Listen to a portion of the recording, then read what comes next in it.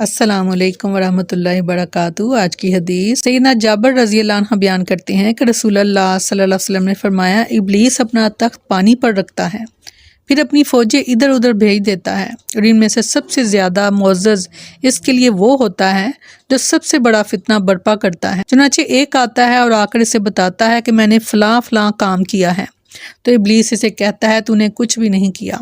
फिर एक और आता है और कहता है मैंने आज फ़लाँ आदमी को इस वक्त तक नहीं छोड़ा जब तक कि इसके बीवी के दरमियान इसने जुदाई नहीं डाल दी। तो इब्लीस इसे अपने करीब कर लेता है और एक रवायत के मुताबिक इसे अपने गले लगा लेता है और फिर इससे मुखातिब होकर कहता है तुम बहुत अच्छे हो।